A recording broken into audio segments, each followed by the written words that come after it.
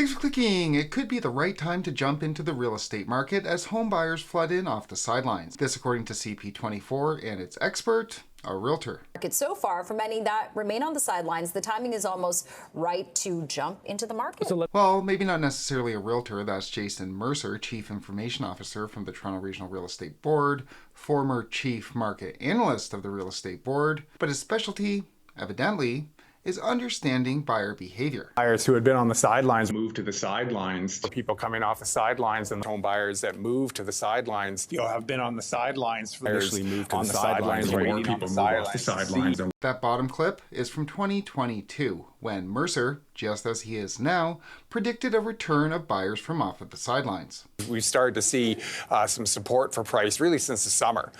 We need the best. That's why you're here.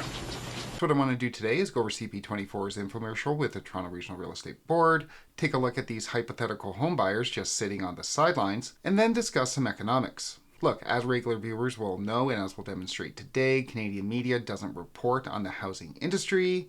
It's a marketing arm for it. We will obviously continue to try to separate the data from the narrative on this channel. Make sure you click like and subscribe if you want to get those updates. But for now, let's get into this interview.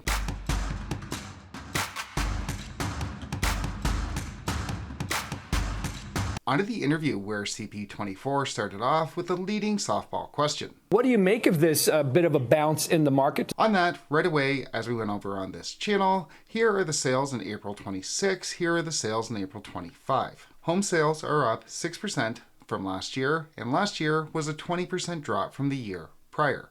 Not exactly a great bounce back. We're starting to see some buyers who had been on the sidelines really over the last couple of years moving back into the marketplace, taking advantage of lower home prices and also lower borrowing costs. Buyers jumped into the market in April because borrowing costs were lower.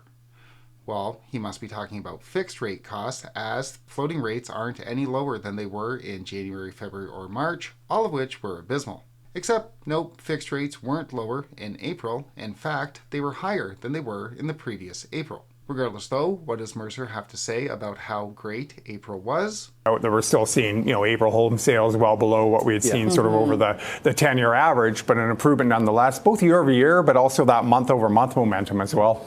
Yeah, month over month momentum. April is supposed to be better than March. It's the start of the so-called spring market. And look, I'll show everyone how easy it is to suss that out using skills learned in grade 12 high school some 25 or so odd years ago. First, we want the difference from April to March over the past 13 years. So we'll subtract March from April, then we'll apply it to all years, then we'll get the average, and we see a positive. Then we'll minus out the great big outliers during COVID, 2020, 2021, and 2022, and see it's still massively positive. So April being better than March, that's not momentum, that's what's supposed to happen. Shouldn't TRREB's Chief Information Officer be good with information? I had to quit school in 11th grade. So that's the demand side of the equation. We have TRREB pushing this 6% increase year over year as something of a big bounce. Buyers coming off at the sidelines when that's really not so much the case. But let's take a look at the other side of the equation. How about new listings? There aren't as many listings. You also highlight that, down about 6.5% year over year here. Does that continue to tell you that some people are just almost refusing to want to sell their house in a market that seems down? Is that kind of part of that rationale that would appear? And yeah, again, new listings are in fact down from where they were last year, but they're still much higher than they were from the 10-year average. And they're still higher than they were a few years ago when the average home price was $100,000 higher. You have a certain price point that you want to hit, and so if it doesn't look like you're going to get that and you don't need to sell your home for any other reason, then you're just going to stand pat. And that's kind of that market mechanism where as we start to see sales increase and perhaps listings are trending a little bit lower, it provides a little bit more market tightness. A bit more market tightness. Again, let's check it. We'll look at the months of inventory measurement, the literal measurement to observe supply and demand. And Toronto had the exact same March to April, both sitting at 4.9, with this year seeing the loosest market that Toronto has had for the past 13 Aprils. So where exactly is this increased competition among homebuyers? Fight.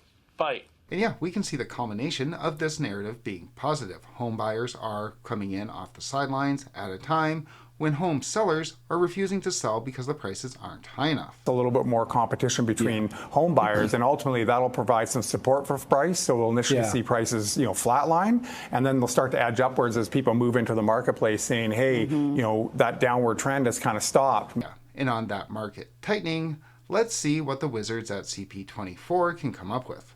And Jason, do you look at days on market, or is that more of like an advertising thing that this was only on the market for a day or two, or like does that factor into your mathematics at all? Wow, that's a good question. He seemingly just came up with that looking for brand new information. I mean, even just 2-3 years ago, houses were selling in days, not weeks. Yeah. Now, why would you ask if they measured the days on market if you seemingly already knew the question? Long term, it's just sort of another metric that speaks to that market tightness. I mean, if you're seeing... That makes more sense. You want to tell me this stuff isn't pre-scripted?